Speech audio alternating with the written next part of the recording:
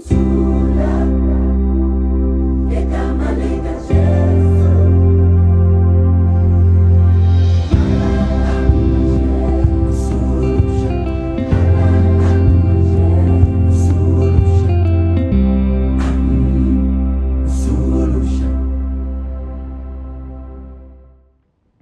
आप आज कैसे हैं? इस कार्यक्रम में आपका फिर से स्वागत है।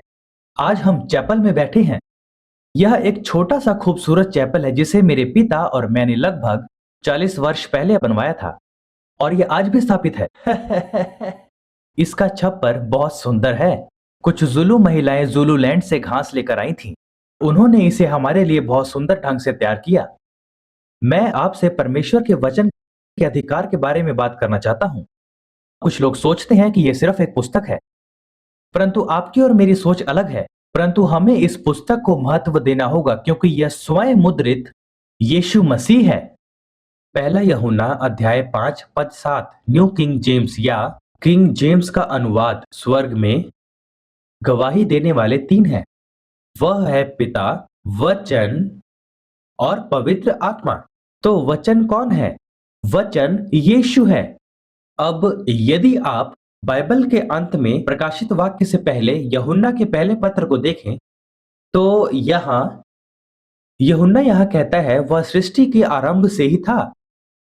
हमने इसे सुना है, अपनी आंखों से देखा, ध्यान से निहारा और इसे स्वयं अपने ही हाथों से हमने इसे छुआ है। हम उस वचन के विषय में बता रहे हैं जो जीवन है। तो हमने उसे छुआ, हमने उनसे बात की। वह हमारी कल्पना की उपज नहीं है। यह यीशु जिसके बारे में हम बात कर रहे हैं वो वास्तव में जीवित था। एक कहावत है कि जूलियस सीजर के पृथ्वी पर चलने के जितने प्रमाण हैं उससे कहीं अधिक यीशु के पृथ्वी पर चलने के हैं। ऐसा क्यों है कि इतने सारे लोग यीशु मसीह की प्रभुता पर संदेह करते हैं? ऐसा क्यों है? ऐसा इसलिए है क्योंकि वे वचन से अनभिज्ञ हैं। आदि में वचन था और वचन परमेश्वर के साथ था और वचन परमेश्वर था। यह यूहन्ना रचित सुसमाचार है, अध्याय 1 और पद 1। मैं आपसे कहना चाहता हूं कि यह स्वयं मुद्रित यीशु मसीह है। आप जहां भी जाएं आपको यह पुस्तक अपने साथ ले जाना चाहिए।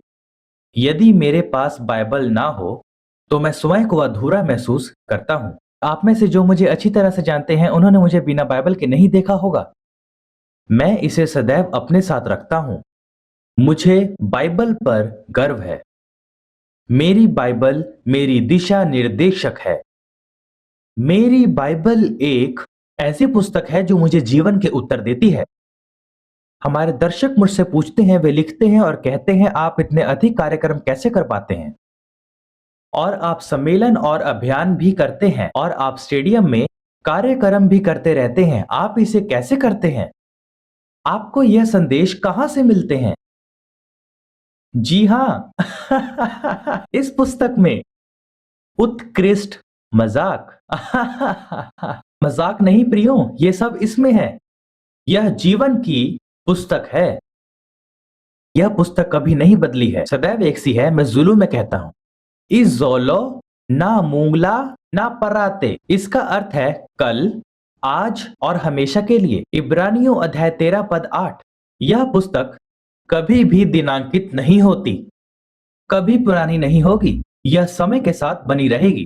यह आज भी उतनी ही प्रासंगिक है जितनी कि तब जब यह अनादि काल में लिखी गई थी।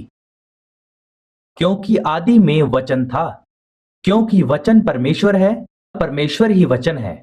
मैं आपसे कहना चाहता हूं, यदि आपके परिवार में अनेकों समस्याएं हैं, आप अवसाद से ग्रस्त हैं, जीवन में पूरी तरह दिशाहीन हैं, आप ईश्वरीय सलाह की तलाश में हैं परंतु प्राप्त नहीं कर पा रहे हैं, वचन को पढ़ें। बाइबल को व्यवस्थित ढंग से पढ़ना शुरू करें और परमेश्वर आपको उत्तर देगा, ठीक वैसे ही जैसे उसने मुझे दिया है। परंतु परमेश्वर के साथ अवश्य समय बिताएं। यदि आप शांति प्राप्त करने के लिए 2 मिनट बाइबल को पढ़ेंगे तो यह अनुपयोगी होगा। आपको वचन को जानना होगा। बाइबल को निरंतर पढ़ना शुरू करें। परमेश्वर आपका मित्र बन जाएगा जो किसी भी भाई से अधिक निकट रहेगा। अलविदा। We trust that you have been blessed by today's message. For more information, please visit angusbuchan.com.